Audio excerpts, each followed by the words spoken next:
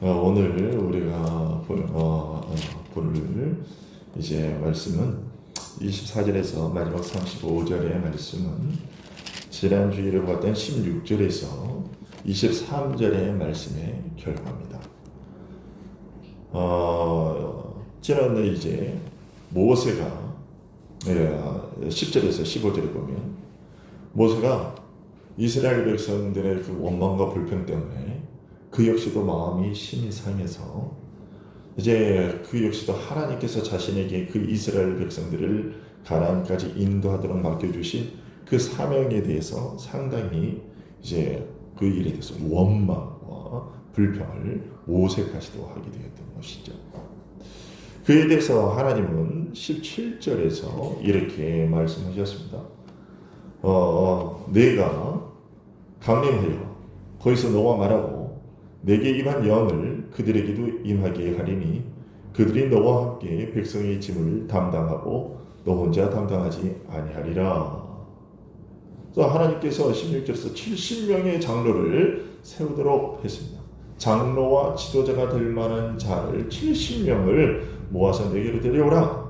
그러면 내가 그들에게도 너에게 임한 영을 임하게 해서 너와 함께 그 백성의 짐들을 백성을 이끄는 그 일들을 함께 감당하도록 하겠다라고 이렇게 해 주셨습니다.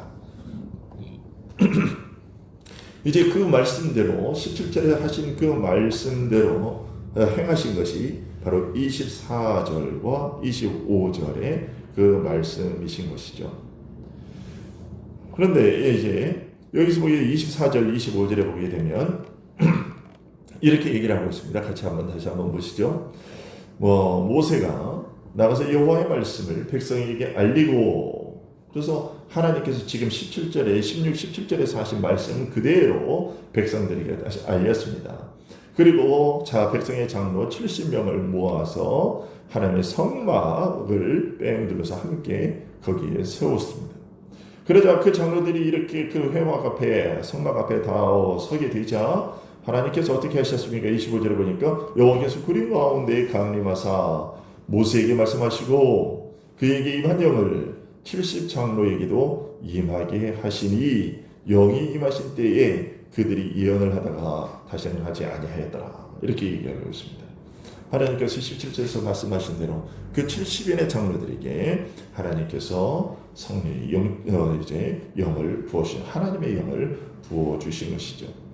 하나님께서 이렇게 그들에게 하나님의 영을 부어주셔서 그들이 예언을 했다 이렇게 되어 있는데 이것은 무엇을 뜻하느냐 하면 하나님께서 이 사람들을 특별하게 세우신 사람들이구나 하는 것을 그들로 하여금 백성들로 하여금 분명히 알도록 하시기 위한 것이었죠. 그래서 저 사람들은 하나님께서 세우신 사람들이구나. 그래서 하나님께서 우리를 이끌고 다스리도록 하기 위해서 세우신 자들이구나. 그러니까 우리도 저 사람들의 말을 앞으로는 모세의 말뿐만 아니라 저 사람들의 말도 우리가 들어야 되는 것이구나 하는 것을 똑똑히 알도록 하시기 위한 것이죠. 그것은 이제 우리가 사무엘상 10장 10절에도 보게 되면 사울 왕, 하나님께서 사울을 세우실 때도, 사울을 왕으로 세우실 때도 그렇게 하셨죠. 사울이 왕의 세울 그 기름을 받았을 때도 이제 사울이 예언을 했다 이렇게 얘기를 하고 있는데 그것도 마찬가지로 하나님께서 사울 왕을 선지자로 세웠던 것이 아니라 오늘 본문에서와 같이 하나님께서 그 백성들을 다스리는 자로 그렇게 특별히 세우셨구나, 하나님께서 세우신 것이 맞구나 하는 것을 사람들로 하여금 똑똑히 알아볼 수 있도록 하기 위해서 그런 일들을 행하셨던 것이죠. 그러나 그것이 계속적인 것은 아니었습니다. 오늘 25절 하반절에 보게 되면 그들이 예언을 하다가 다시는 하지 아니하였더라 이렇게 되어 있습니다. 그것은 잠시 동안만 그 분명히 하나님의 영이 그들에게 임해서 하나님께서 세우신 자다라는 것만 분명히 확인시켜주는 그것들을 그 상황으로만 하나님께서 일을 하신 것이고 그들에게 지속적으로 이제 하신 것은 아니었습니다. 그러나 분명한 것은 하나님께서 자신의 일을 맡길 사람을 반드시 이와 같이 드러내신다는 것을 우리는 오늘 본문을 통해서 똑똑히 알게 됩니다. 우리가 26절을 통해서도 그것을 분명히 알게 되는데요. 26절에 보게 되면 그 기명된 자 중 엘닷이라 하는 자와 메닷이라고 하는 두 사람이 진영에 머물고 장막에 나아가지 아니하였으나 이렇게 되어 있습니다. 그러니까 70명의 사람을 하나님의 성막 앞으로 다 불러 모으도록 했는데 그 70명의 사람들 중에는 이 엘닷과 메닷이라고 하는 사람들이 있었는데 이 두 사람이 있었는데 이 두 사람은 무슨 사정이 있었는지는 모르겠지만 성경에 나와 있지 않으니까요. 자전 무슨 사정이나 연유가 있었던 것인지는 모르겠지만 어쨌든 그 자리에 나아가지 못했습니다. 그런데 하나님께서는 그 사람들이 장막으로 성막으로 나아가지 못하고 그냥 자기가 머물고 있는 텐트에 그대로 머물고 있었는데 그 장막에 있었는데 하나님께서 그 두 사람에게도 똑같이 영을 부어주셔서 하나님의 영을 부어주셔서 그들도 똑같이 예언을 하도록 해주셨다라는 것이죠. 이대로 하나님께서는요 분명히 자신이 세우신 자들을 드러내십니다. 누가 하나님의 말씀을 전하도록 세움을 받은 사람인지 아닌지를 분명하게 드러내셔서 하나님의 다스림을 그의 백성들에게 나타내시는 것이죠. 그런데 우리가 이런 사실들을 제대로 이해하지 못할 때 어떤 불미스러운 일들이 생기느냐 하면 파벌과 분열이 생겨납니다. 여러분들 고린도전서 1장을 한번 볼까요? 고린도전서를 한번 가보죠. 이런 일들을 하나님께서 세우신 자들의 지도자들에 대한 이해가 없을 때 우리에게 어떤 일들이 발생하는가? 고린도전서 1장 10절에서 13절을 한번 볼까요? 신약성경 263쪽인데요. 같이 한번 읽어보도록 하겠습니다. 형제들아, 내가 우리 주 예수 그리스도의 이름으로 너희를 권하노니 모두가 같은 말을 하고 너희 가운데 분쟁이 없이 같은 마음과 같은 뜻으로 온전히 합하라. 내 형제들아, 근로의 지편으로 너희에 대한 말이 내게 들리니 곧 너희 가운데 분쟁이 있다는 것이라. 그래서 바울이 지금 사도 바울이 지금 다른 데 멀리 떨어져 있었는데 그런데 고린도에 고린도 교회에 대한 소식이 들려온 거예요. 근데 그 소식이라는 것이 어떤 소식이냐면 고린도 교회가 분열이 있다라는 것입니다. 자, 그래서 어떤 분열이었냐? 12절에 계속 보니까 내가 이것을 말하거니와 너희가 각각 이르되 나는 바울에게 나는 아볼로에게 나는 게바에게 게바는 베드로를 얘기하는 거죠. 나는 그리스도에게 속한 자라. 그러니까 이런 식이죠. 나는 바울한테서 배웠어. 바울이 고린도에 왔을 때 나는 바울한테 배워서 나는 바울파야. 그래? 나는 아볼로가 우리 교회 왔을 때 나는 아볼로한테 배워서 나는 아볼로가 더 좋아. 나는 아볼로파야. 아볼로야. 나는 아볼로가 더 좋아. 아볼로에게 배운 사람들은 이쪽으로 모여. 그럼 나는 베드로한테 배워. 나는 베드로가 좋아. 베드로가 훨씬 더 좋아. 잘 가르쳤던 것 같아. 베드로가 가르칠 때 내가 정말 은혜를 많이 받았고 내가 변화를 받았어요. 나는 베드로야. 어떤 사람들은 무슨 바울, 아이고 이도저도 나는 다 싫다. 니네끼리 그렇게 싸우고 난 다 싫어. 나는 그리스도파야. 이런 식인 거지. 그런데 여러분 이런 얘기가 이게 실제로 교회 안에도 요즘에도 있어요.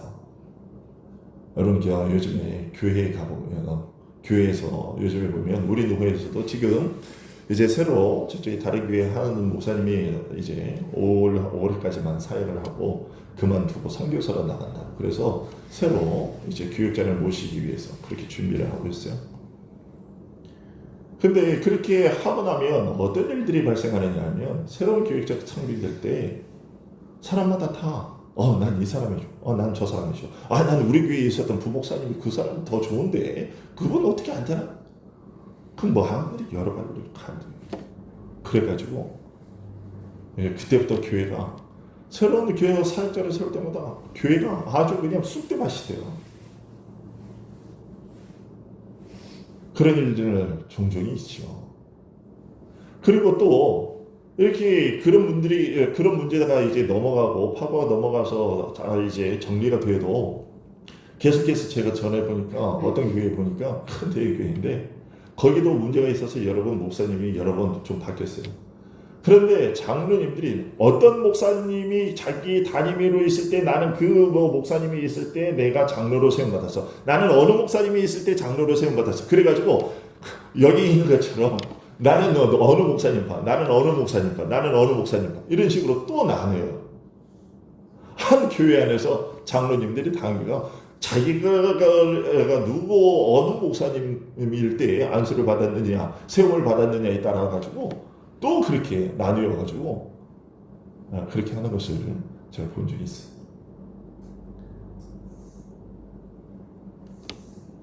여러분 물론 어떤 지도자가 더 나은가에 대한 개인적인 의견이 있을 수 있습니다. 그렇죠? 그러나 그 모든 사람들은 다 주께서 세우신 자들이요. 주께서 그들을 세우신 이유는 하나님의 교회, 당신의 교회를 바로 세우기 위해서 세우신 것입니다. 그리고 그들 모두에게는 각자 부어주신 은혜들이 다른 거예요. 그래서 우리는 어느 한 사람에게 그렇게 한 사람의 목매고 매이지 않는 것이죠. 근데 오늘 본문에 보게 되면 여호수아가 이런 면에 있어서 잘못을 범했던 것입니다. 여러분 오늘 본문에 보게 되면요. 이 엘다카 메다시라고 하는 사람에게도 지금 이제 하나님의 영이 임했습니다. 그래서 그가 이것을 한 소년이 봤어요. 27절 보니까 보시죠. 오늘 본문 27절 보니까 한 소년이 달려와서 모세에게 전하여 이르되 엘다카 메다시 진중에서 예언하나이다. 이렇게 보고를 하는 거예요. 깜짝 놀라서. 그러니까 여호수아가 이 얘기를 들었어요. 그래서 여호수아가 28절에서 모세에게 뭐라고 얘기합니까? 내 주 모세여 그들을 말리소서. 그들과 예언하지 못하도록 그렇게 가서 말려야 되는 것 아닙니까? 이렇게 얘기를 하죠.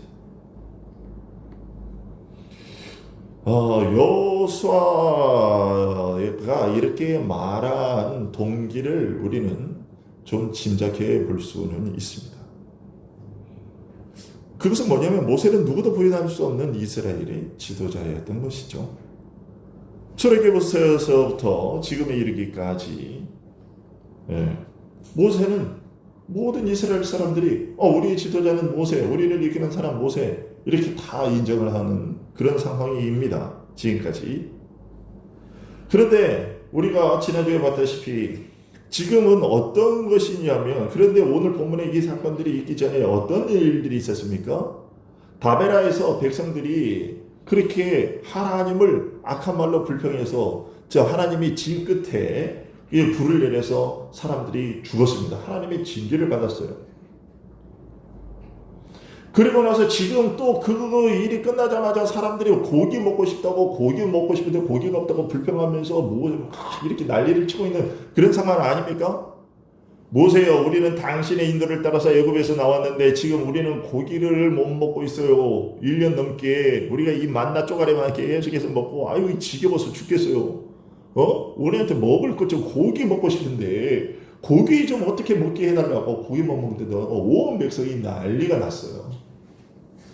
지금 들썩들썩합니다. 지금 그런 와중이에요. 그런 와중인데 어떤 두 사람이 영을 받아서 막 예언을 하고 있습니다. 지금 이런 상황에서 만약에 사람들의 마음이 모세가 아니라 저 사람들 하네 그러면서 그런 일들이 생길까봐. 그러니까 이럴 때 흔들리지 않고 확고한 리더십이 필요하다고 생각을 했겠지요. 그리고 그 확고한 리더십 중에 가장 확고한 리더십은 누구라고 생각이 되겠습니까? 지금까지 모든 것을 보건대 모세만한 사람이 없다고 여호수아는 판단을 한 거예요. 이제 와서 이런 모세의 리더십이 흔들리면 이런 혼란이 발생했을 때에 이것을 수습할 만한 사람이 없어 보였겠지요. 이런 모세가 만약에 뒤로 밀려나게 된다면 상당히 어려울 것이다. 설령 정당한 리더십, 군중들에게 인정받는 어떤 한 사람, 다른 리더가 세워진다 해도 당분간은 이런 변화로 인한 혼란이 있을 것이다. 라고 충분히 생각할 만하죠. 그리고 어쩌면 모세가 뒤로 물러나게 된다면 모세가 사람들에게 팽을 당해서 인정을 못 받고 이제 그렇게 된다면 어쩌면 하나님의 은혜마저도 이제 이 백성들에게 임하지 않게 될지도 모른다 라는 두려운 생각이 들었을 수도 있습니다. 그러나 여호수아의 마음에는 이런 생각만 있었던 것은 아닌 것으로 보여요. 여호수아의 이러한 모세에 대한 열성에는 순수하지 못한 마음이 섞여 있었던 것으로 보입니다. 그 뭐냐면 바로 모세를 위해 가졌던 그의 허위와 사랑이 너무 지나쳤다라는 것이죠. 모세에 대한 여호수아의 그 허위와 사랑, 즉 개인적인 친분과 정은 이제 마땅히 가야 할 정당한 목표가 있는데 그 목표를 흔들리게 하고 상실하게 잃어버리게 만들 만한 그런 길을 흔들거리게 만들 만한 그러한 것이었다라는 것입니다. 여호수아는 모세가 너무 좋았던 것이죠. 그런데 지금 모세의 이런 일들이 일어난 이유는 무엇입니까? 지금 70명의 장로에게 이것이 임한 이유는 무엇이었어요? 그것은 모세가 혼자서 감당하지 못하겠다고 했기 때문에 하나님께서 그를 도우시기 위해서 그리고 이스라엘을 하나님께서 목표하신 지역까지 데리고 가기 위해서 하나님께서 행하신 일이었어요. 그런데 여호수아는 이러한 큰 그림을 보지 못하고 단지 모세와의 개인적인 감정 이것에만 치우쳤던 것이죠. 그것에 너무 매몰되었던 것이죠. 그러다 보니까 다른 사람은 그런 일들이 없게 해 주시옵소서. 모세가 하지 못하게 하십시오.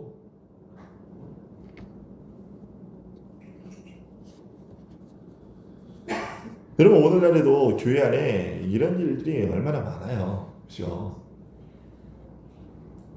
여러분 부목사에 대한 부목사 사실 이제 부목사라는 말이 그렇게 좋은 말은 아니지만 교회 안에 여러 사역자들이 있을 수 있어요. 여러 사역자들이 있을 수 있는데 그 여러 사역자들은요 다 하나님께서 이렇게 하나님의 백성들을 당신의 교회를 다스리도록 하기 위해서 세우신 자들이에요. 한 사람이 감당이 안 되니까 한 사람으로서는 감당이 안 되니까 그래서 세운 거예요. 한 사람이 부족할 수 있으니까 하나님께서 세우신 것이고 우리 교회에 두 분의 장로님이 계신 것도 그런 것이죠. 두 분의 장로님을 하나님께서 세우신 것은 목사 혼자서 얼마든지 실수하고 부족하고 감당하기 어려우니까 하나님께서 하나님의 교회를 이끌도록 하시기 위해서 각각 세우신 그런 분들이죠. 그런데 어느 한쪽으로 나뉘어서 나는 어느 장로님이 좋아, 나는 어느 장로님이 좋아. 그래가지고 교회가 두 자로 다 딱 나눠주고 그렇게 하면 안 된다는 것이죠. 그 모두를 우리는 다 인정해야 돼.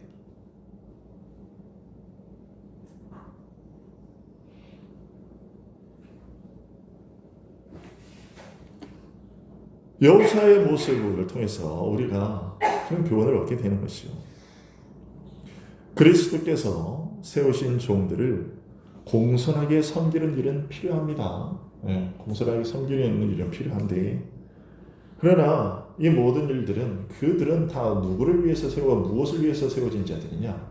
교회를 위해서 세워진 자들이고 하나님만을 가장 높으신 분으로 모시기 위해서 그렇게 세움받은 자들이다. 모든 자들을 위해 높이 뛰어나신 그 하나님의 우월함이 지속적으로 드러나도록 하기 위해서 세움받은 자들이다 라는 것. 그래서 그들의 말을 공손하게 따르고 그 모두를 다 존중할 수 있어야 된다라는 것이죠. 어떻게 해야 이런 자세를 유지할 수 있을까? 그래서 이제 고린도전서 12장에 보면 바울이 그런 분열이 있는 고린도 교회에 이게 해결할 방법을 알려주죠. 고린도전서 12장을 한번 보실까요?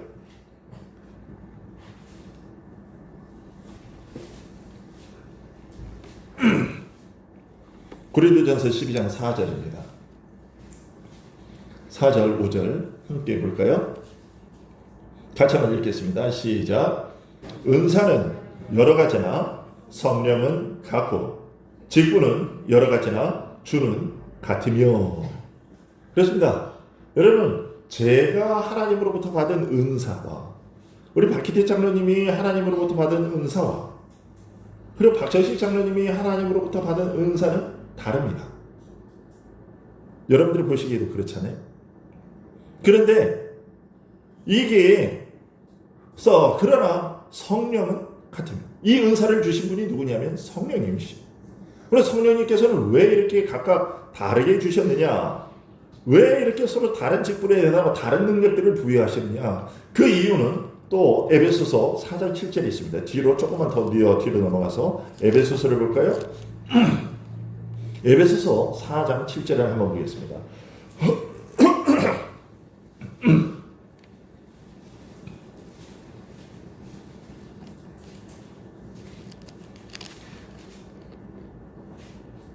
같이 한번 읽겠습니다. 시작.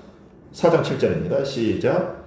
우리 각 사람에게 그리스도의 선물의 분량대로 은혜를 주셨나니. 그리고 저기 16절까지 한번 보겠습니다. 16절을 한번 보겠습니다. 16절 같이 읽죠. 시작.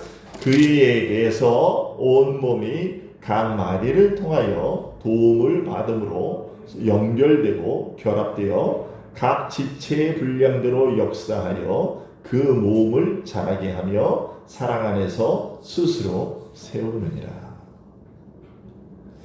하나님께서는요, 우리 어떤 한 사람에게 모든 능력을 다 주시지 않았어요. 분명히 여기서 말씀하는 것처럼 어떤 사람에게는 이런 은혜, 어떤 사람은 저런 은혜, 어떤 사람은 저런 은혜. 그래서 각자 다르게 주셨는데 그 다른 은사들을 왜 그렇게 해가지고 하나가 그 각자들이 하나로 모일 때 그것이 합쳐질 때 온전하게 이것이 이제 다른 사람들에게 그것이 골고루 다 나눠지는 것이. 그것이 하나님께서 교회를 이루어 가시는 방식이에요. 그러니까 어떤 한 사람에게 우리가 볼 때 왜 하나님은 왜 저 사람에게 저런 것을 잔뜩 주셨는데 왜 나한테 안 주시나? 그런 거 가지고 시기하고 질투할 일이 아니라 하나님이 저 사람에게 저것을 주셔서 저 사람의 그 재능을 저 사람에게 부어준 그 은혜를 통해서 우리 모두를 그렇게 섬기도록 하기 위해서 주신 거구나, 이렇게 생각하면 돼요. 반대로 그 은사를 받은 사람은 무슨 생각을 해야 되겠습니까? 아니, 나는 왜 다른 사람에게 없는 이런 것이 있지?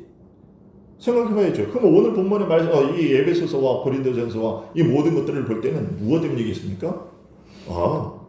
이거 가지고 저 사람들 도우라고 주신 것이구나 라고 생각을 해야 되는 거예요.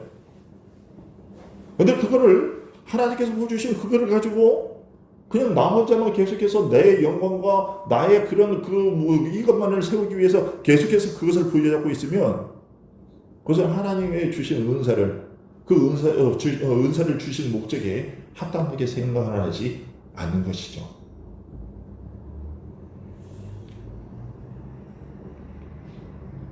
여러분, 이것을 잘 기억하시기 바랍니다. 모세는 이런 원리를 잘 알고 이해를 했어요. 모세는 이것을 잘 알고 있어서 이해를 했기 때문에 29절과 같은 말씀을 한 것이죠. 오늘 보면 29절에 보면 뭐라고 얘기합니까? 모세가 여호수아에게 얘기합니다. 모세가 그에게 이르되 네가 나를 두고 쉬게 하느냐? 여호와께서 그의 영을 그의 모든 백성에게 주사 다 선지자가 되게 하시기를 원하노라. 야, 여호수아야, 무슨 말이니? 지금 하나님께서 저 사람들을 나를 돕고 또 이스라엘을 세우기 위해서 너희 이 모든 이스라엘 백성들을 그렇게 이끌도록 섬기도록 하기 위해서 하나님께서 그들에게 은혜를 부어주셨고 나는 그런 사람들이 더 많이 나왔으면 좋겠어. 이런 얘기인 거죠.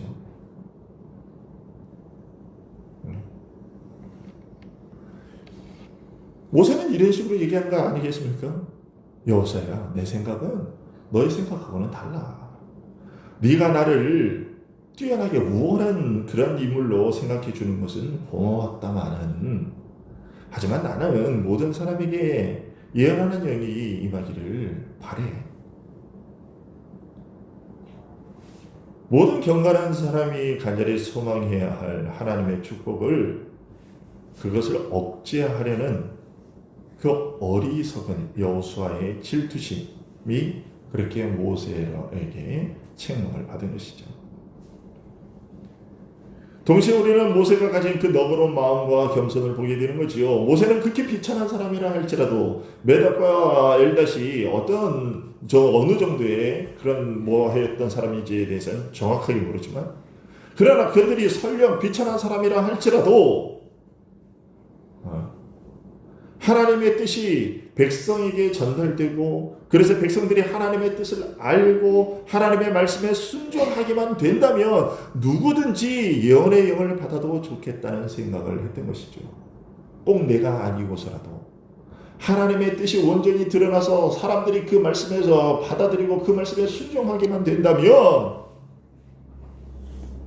다른 누구여도 좋다라는 그런 마음, 자기 자신의 위신에 대해서는 전혀 고려를 하지 않은 것이죠.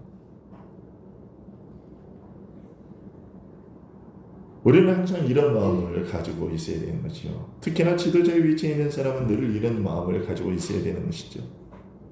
경건한 사람들이라면 누구나 자기 형제들이 온전하게 되는 것을 시기하는 대신에 차라리 자기 자신이 모든 사람의 마지막이 되고 싶은 그런 마음을 가질 수 있어야 되는 것이죠. 저도 마찬가지입니다. 저도 정말로 하나님의 뜻이 있어서 정말로 누군가가 이 교회를 정말로 하나님의 교회를 더 세울 수 있다면, 그런 사람이 있다면 어느 누구라도 그렇게 세웠으면 좋겠다라는 생각을 합니다.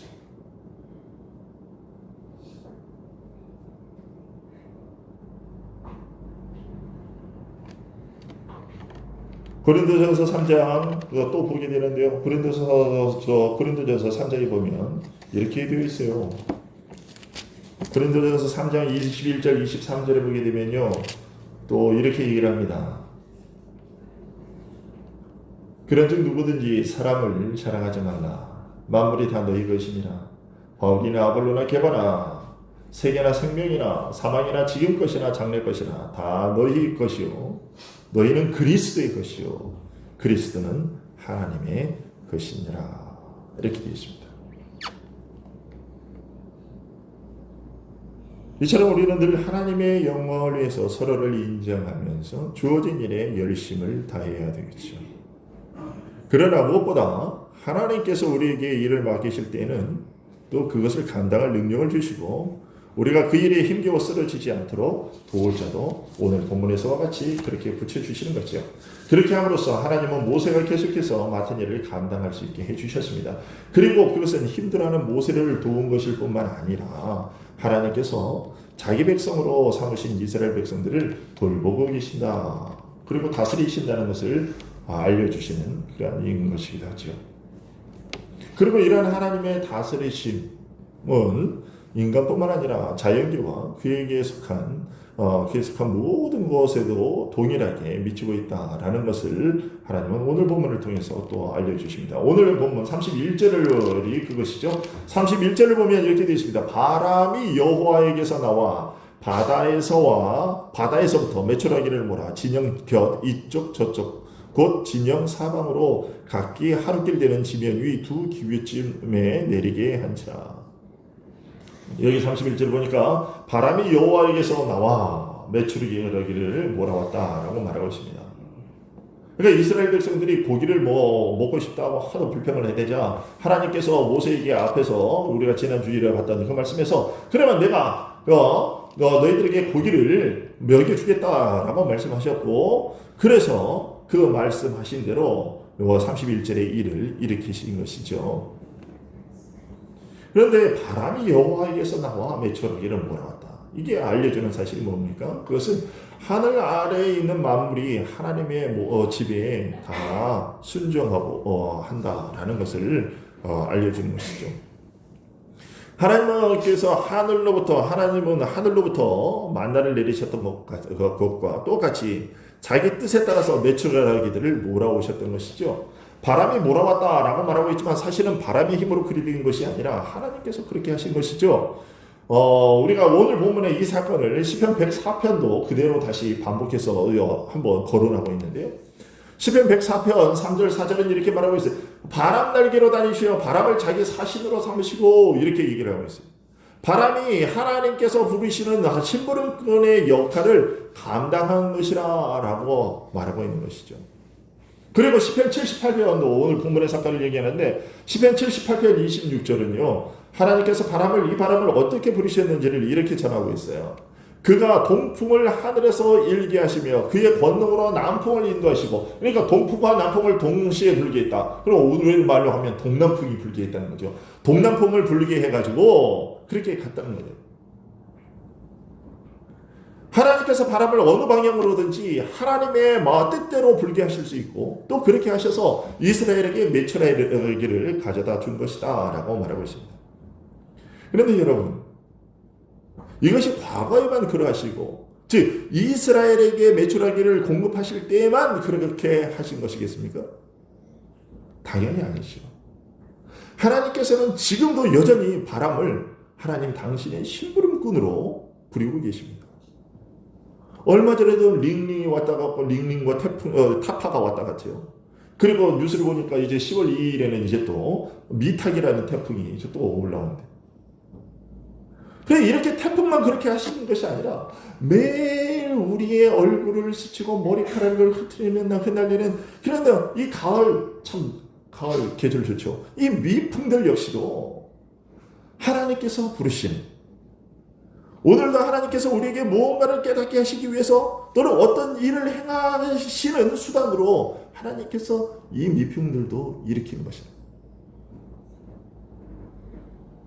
그런데 이런 하나님의 능력을 믿지 않는 사람들은 오늘 본문의 이 사건을 오늘날에도 가끔 일어나는 그런 자연 현상을 과장되게 부풀려서 기록한 것이라고 생각하죠. 무슨 말이냐면 이게 이런 거예요.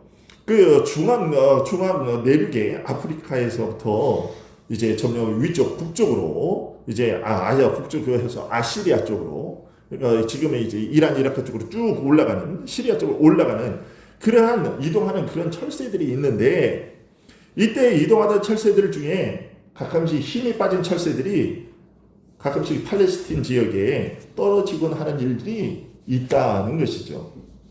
근데 오늘 본문의 사건은 바로 그런 자연스러운 현상에 불과한 것이라고 주장하는 거예요. 그러나 오늘 본문의 사건은 하나님께서 동남풍을 이용해서 이 철새떼들이 이스라엘 진영 위에 소나기처럼 무더기로 떨어지게 하셨다. 떨으신 것이야 라고 분명히 말하고 있어요. 여러분, 이것을 잘 기억하십시오. 사람들 눈에는 즉 이게 자연스러운 일이고, 그리고 또 어쩌다가 그 자연스러운 일이 조금 더 심하게 일어난 일일 뿐이라고 생각하는 그런 경향들이 있는데, 그러나 그런 일들 모두가 사실은 다 하나님께서 하시는 일이라는 것입니다. 마태복음 10장 29절에서 예수님이 말씀하셨잖아요. 여러분, 마태복음 10장 29절에서 예수님이 뭐라고 말씀하십니까? 참새 2마리가 한 아사르에 팔리지 않느냐? 그러나 너희 아버지께서 허락하지 아니하시면 그 하나도 땅에 떨어지지 아니한다. 이렇게 말씀하십니다. 그래요. 철새가, 아프리카에 있던 철새가 저쪽 북쪽으로 이동합니다. 이동하다가 땅에 떨어졌다 치죠. 하나님을 모르는 사람들은 그런 일들이 심심찮게 벌어지는 일들이어서 그냥 자연현상일 뿐이야 라고 생각하지만, 예수님은 무슨 소리? 그거 아니거든? 이라고 말씀하신 거죠. 이렇게 말씀하면 너희들이 참새를 잡아서 팔기 위해서 그거 올무를 넣고 참새를 잡아서 그것도 참새 2마리를 하나 썩을 팔지. 그런데 하나님께서 허락지 않으시면 그 참새가 너희들의 올무에 들어가지 않아. 이렇게 말씀하신 거예요. 올무를 놓아서 이렇게 수단을 써서 잡는다 해가지고 그 수단이 그것을 잡은 것이 결코 아니라는 것이에요. 그래, 네가 그 수단을 쓰는데 내가 그 수단을 써서 네 참새가 잡히도록 해줄게 라고 하나님이 허락해 주실 때야 그것이 비로소 수단으로 작용을 하는 것이죠. 그러니 메추라기들이 하나님께서 내신 습성에 따라서 아프리카에서 아시리아 쪽으로 이동하던 중에 지쳐서 떨어진 것이라 할지라도, 하나님께서는 그것은 하나님께서 그 떨어진 새들의 힘을 빼시고 잘 날아가는 놈들의 힘을 빼시는 거죠. 그리고 동남풍을 불었다 그러면 동쪽에서 남쪽인데, 아프리카는 이쪽인데 이쪽으로 올라간단 말이에요. 이쪽으로. 근데 동남풍이 불었으니까 역풍을 맞은 것이겠죠. 원래는 철새들이 바람의 방향을 받아서 순풍을 받아서 날아가도록 되어 있겠죠. 그런데 동남풍이 불었다는 것은 하나님께서 역으로 그것을 치셨다는 역풍을 하셨다는 것인데 역풍이 불기 위해서 참새들로 하여금 더 이상 날아가지 못하고 거기에 다 떨어지게 하셨다는 얘기인 거죠. 자연스러운 현상이 아닌 것이에요.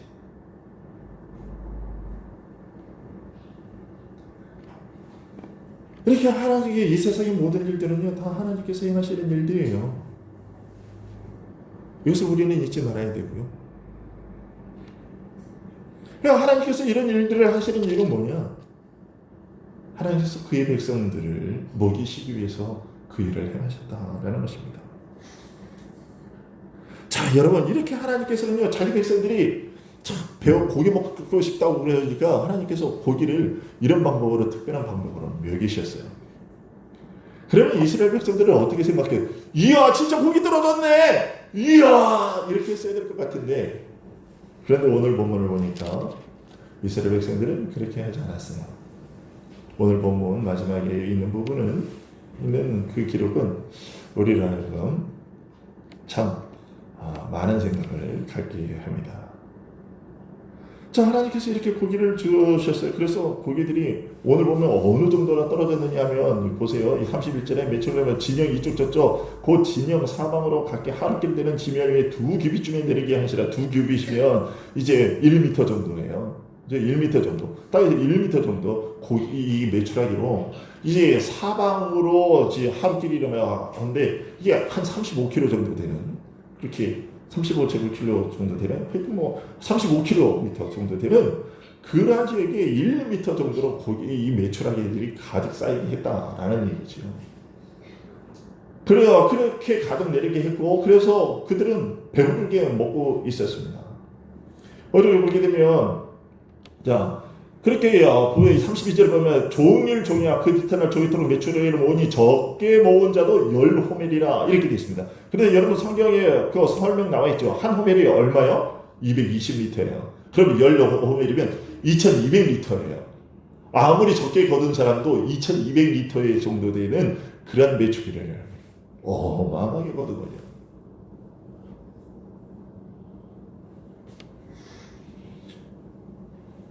그런데 하나님의 진노가 임했어요. 하나님의 진노가 이렇게 임했어요. 시편 78편을 한번 보겠어요. 오늘 보신 오늘 여기 33절에 보면 고기가 아직 그 이 사이에서 씹히기 전에 여호와께서 백성에게 대하여 진노하사 그 심히 큰 재앙으로 치셨다 이렇게 되어 있는데요. 이 이야기를 시편 78편도 전하고 있어요. 시편 78편 한번 보죠. 시편 78편은 오늘 본문의 사건을 또 어떻게 우리에게 소개하고 있는지 30절, 31절 시편 78편 한번 보실까요? 같이 한번 또 읽겠습니다. 시작. 그러나 그들의 욕심을 버리지 아니하여 그들의 먹을 것이 아직 그들의 입에 있을 때에 하나님이 그들에게 노염을 나타내사 그들 중 강한 자를 죽이시며 이스라엘의 청년을 쳐 엎드리셨도다 이렇게 얘기하고 있어요. 여러분 이스라엘이 얼마나 고기를 풍족하게 먹었느냐 하면 아까 거둔 양에 대해서도 우리가 그것으로도 짐작할 수 있지만 고기가 아직 이 사이에 있어서 씹히기 전에 라는 그런 말로도 충분히 하는 거예요. 그냥 입안 가득 넣을 수 있을 만큼 그렇게 배부르게 먹었다는 것이죠. 앞서 11장 20절에서 하나님은 이스라엘이 냄새도 싫어하게 될 정도로 하루 이틀 일주일 10일 20일도 아니고 아주 코에서 냄새가 아주 매칠하게 되면 진절머리가 날 정도로 내가 너희들에게 먹여주겠다. 그러면 한 달 동안 먹여주겠다라고 약속하셨는데 정말로 그 약속대로 고기를 베풀어 주셨어요. 그런데 이 시편 78편 30절은 그들의 욕심을 버리지 아니하여 라고 얘기해요. 좀 더 정확한 번역은 어떻게 되냐면 저희가 그 욕심에서 떠나지 아니하고 무슨 말이겠습니까? 아마도 이런 것이 아니겠어요? 소원의 고기를 먹게 된 것은 좋은데 이왕이면 메추라기 말고 독수리 고기나 어디 더 맛있는 고기를 먹을 수 있었으면 더 좋았을 것 같아. 맞아, 그러게 말이야. 나는 소고기가 먹고 싶은데, 소고기를 주셨으면 더 좋았을 것 같아. 그래, 나는 양고기가 먹고 싶은데, 양고기였으면 더 좋을 것 같아. 야, 이왕이면 사자고기는 더 어때? 사자고기. 야, 우리가 언제 사자고기를 이거 먹어볼 수 있겠냐? 그거 쉽게 잡지도 못하는데, 야, 사자고기는 어떤 맛일까? 궁금하지 않냐? 야, 이왕 주실 거면 평소에 구하기 힘든 고기를 주시지. 야, 안 그러냐?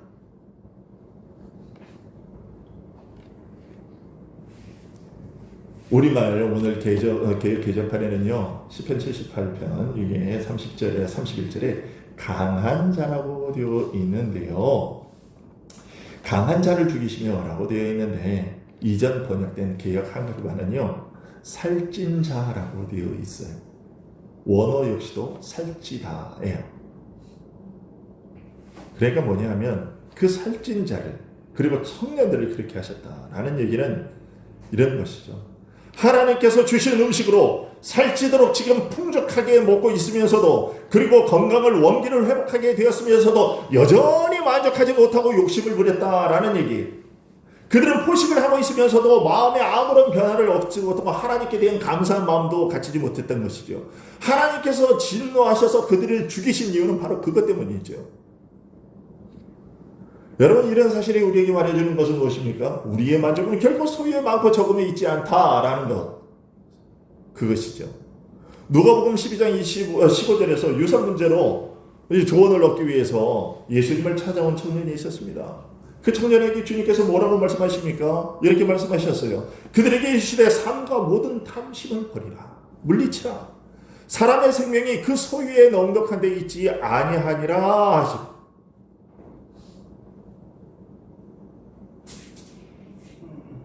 탐심을 물리치라. 사람의 생명이 그 소유에 넉넉한 데 있지 않다. 그러면서 어리석은 부자의 비유를 말씀하신 거예요. 부자가 잔뜩 농사지어서 창고가 모자랄 정도로 하고, 아유, 창고 더 지어야 되겠네? 그때 그 밤에 하나님께서 이 어리석은 자야, 오늘 밤에 내가 네 영혼을 부르면 너 네 것이 다 누구 것이 되겠느냐? 주님이 바로 그 말씀을 하신 거예요. 그리고 목숨이 음식보다 중하고 몸의 의복보다 중하니라고 말씀해 주셨습니다. 디모데전서 6장 8절은 이렇게 얘기합니다. 우리가 먹을 것과 입을 것이 있은즉 족한 줄로 알 것이니라.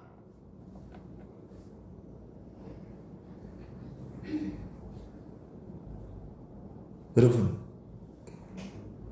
우리는 분명히 이것을 명심해야 됩니다. 우리가 알잖아요. 우리가 경험으로. 여러분, 우리가 결코 뭐를 조금 더 가진다고 그래서 결코 만족하는 자들이 아니에요. 결코 만족하는 자들이 아닌 것입니다. 여러분도 저도 알잖아요. 여러분이 지금 갖고 있는 것에서 만족하십니까? 이제 더는 없어도 된다고 생각하십니까? 그런 사람이 정말 있습니까? 없어요. 더 갖고 싶어하죠.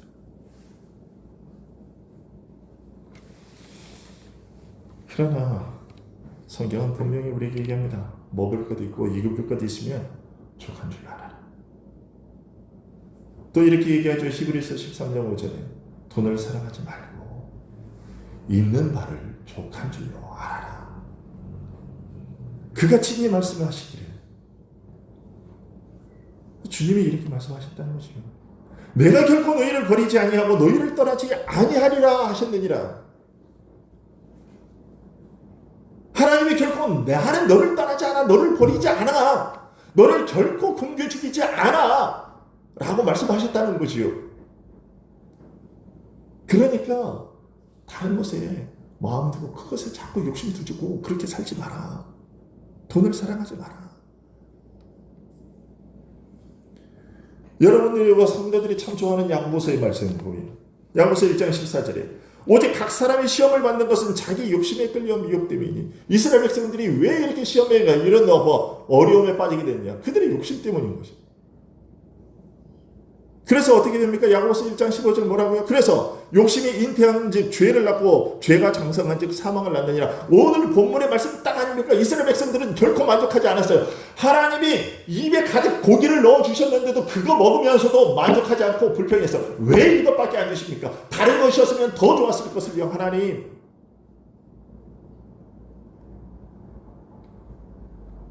욕심이 잉태해서 죄를 낳고 죄가 장성해서 사망을 낳았어요. 여러분, 하나님께서 능력이 없어서 우리가 필요로 하는 것을 채워주지 못하는 것이 아니에요. 하나님은 우리의 생존에 있어서 반드시 필요한 것이라고 하면, 내게 필요한 것이라고 하면 하나님이 언제든지 주시어요. 제가 어느 집사님하고도 이제 얘기하면서 얘기했지만, 여러분 오늘 아침에 여러분들 일어나셔서 하나님 공기 주세요 라고 기도하신 분 계세요? 지금껏 여러분 지금 80, 80 살아오시면서 하나님께 그런 기도 드려보신 적이 있으세요? 하나님, 제가 사는데요, 제가 살기 위해서는, 제 생명을 유지하기 위해서는 산소가 필요하대요. 그러니까 산소 주세요. 기도하신 적 있으십니까? 없지요. 근데 하나님 주셨어요, 안 주셨어요? 주셨잖아요. 하나님, 심장이 멈추면 죽는데요, 제 심장 뛰게 해주세요. 기도해 보신 적이 있으십니까? 없으시잖아요. 하나님 심장 다 뛰게 해주시잖아요.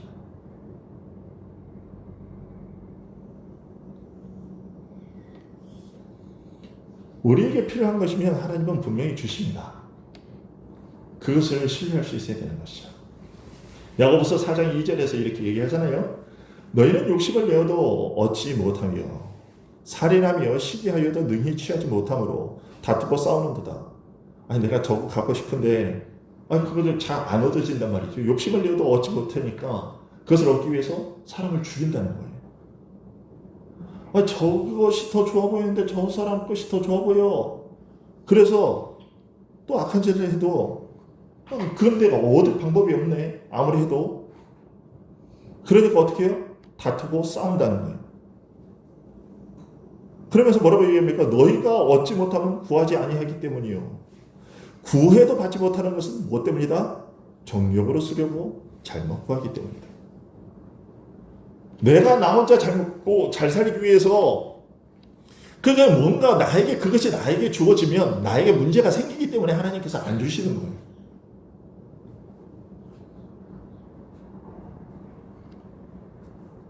그리고 무엇보다도 중요한 것은 지금까지 부어주고 계신 그 은혜만으로도 사실 우리가 충분히 살 수 있고 감사할 수 조건은 되는 것이죠. 그것이 없어도 살 수 있기 때문에 하나님께서 주시지 않으신 것이고, 또 그런 과정들을 통해서 나중에 주실 때가 되더라도 어쨌든 지금 그런 부족한 것들을 통해서 뭔가 우리를 하여금 깨닫게 하시고 뭔가 하나님의 일을 하시기 위해서 하나님께서 우리에게 허락지 않으시는 거죠. 하나님의 능력이 없어서 그러시는 건 결코 아니라는 것입니다. 그러니 여러분, 우리가 바울 사도와 같은 그런 고백을 할 수 있기를 원합니다. 빌립보서 4장 11절에서 뭐라고 얘기합니까? 내가 궁핍함으로 말하는 것이 아니라 어떤 형편이든지 나는 자족하기를 배우노니. 어떤 형편이든지 나는 자족하기를 배우노니. 그리고 고린도후서 3장 5절에서 다시 결정적으로 이렇게 얘기해 주죠. 우리가 무슨 일이든지 우리에게서 난 것 같이 스스로 만족할 것이 아니니 우리의 만족은 오직 하나님으로부터 나느니라. 여러분, 우리가 이런 바울의 말을 잘 기억하고 우리가 우리 개인의 나 하나 이 땅에 살면 얼마나 그렇게 살겠어요. 제가 이번에 지난주간에 총회에 갔다 오면서 저 미처 하지 못했던 생각을 하나 깨닫게 됐어요. 갔다 왔더니 이게 총회에서 거기 숙소가 되게 좋은 장소였어요. 온천 물이 나오고 그리고 새로 리모델링해서 정말로 시설이 너무 아주 고급스럽고 깨끗했어요. 거기서 그렇게 지내다가 왔는데도 너무 피곤한 거예요. 근데 그때 딱 생각이 되는 거예요. 왜 이렇게 좋은 데서 편하게 지내다가 그렇게 왔는데도 피곤한 거지? 그러면서 딱 아하, 맞아 하면서 딱 머리를, 왜 우리 인생이 피곤한가? 왜 우리 인생이 아무리 많은 재산을 가지고 살아도 여전히 우리가 공부하고 피곤하고 지치고 괴로운가? 그거는 내 집이 아니기 때문에. 여러분, 그 리조트가 제가 머물렀던 총회기가 3일 동안 머물렀던 리조트가 저희 사택보다 훨씬 더 좋아요. 그런데 제 사택이 더 편하고 좋아요. 자, 육신도 편하고 마음도 편하고 그래요. 거기 머물러 있을 동안에는 와 이것도 좋다. 이야 이 시설 진짜 좋네. 감탄을 했지만 그러나 잠시 후면 피곤을 느껴요. 제 집이 좋아요. 여러분 이 세상은 우리 집이 아니에요. 여러분이 여기서 이 땅에 살면서 아무리 좋은 집에서 아무리 후유후식을 하더라도 결국은 피곤하게 돼 있어요. 왜? 낙인의 길이 있기 때문에, 여행길이기 때문에, 내 집이 아니기 때문에 그래요. 어디 가야 편해요? 천국에 가요. 그런데 그 천국은요 이 땅보다 더 좋아요. 그러니 여러분 이 땅에 뭐 욕심두고 살 필요가 없는 것이에요. 아무리 좋다는 줄 그걸 부여하고 살아도 여러분 피곤해요. 인생은 그것으로 만족함을 얻을 수가 없어요. 우리의 만족은 오직 예수 그리스도 안에 있을 때에만, 예수 그리스도가 내 안에 계실 때에만 우리가 채워지는 거예요. 하박국 선지자가 노래하는 거 우리 잘 알잖아요. 그것이 그저 하는 말이 아닌 거예요. 그것이 사실인 거예요. 아무리 잘 살아보세요. 결코 우리 인생의 공고함과 피곤함과 눈물과 걱정과 한숨은 사라지지 않아요. 여기가 우리 집이 아니기 때문이에요. 그 모든 것은 우리가 예수 그리스도 안에 있을 때, 우리의 진정한 안식처 되신 예수 그리스도 안에 있을 때, 그리고 하나님께서 우리를 위하여 예배해 놓으신 우리의 진짜 집 하늘나라에 들어갈 때에 그 모든 것이 깨끗하게 사라져요. 계시록에서 말하는 것처럼 다시는 눈물이 없다. 애국하는 것이 없다. 그것입니다. 여러분, 그러니 우리가 지금 내 손에 있는 것, 눈에 보이는 것 가지고 불평불만하지 말고, 내 손에 안 보이는 것, 그러나 이미 내 안에 들어와 있는 것, 충분한 것, 내 영혼을 풍족하게 만족시키는 것, 곧 예수 그리스도로 만족하며 살아갈 수 있는 우리 모두가 될 수 있기를 간절히 소원합니다. 기도하겠습니다.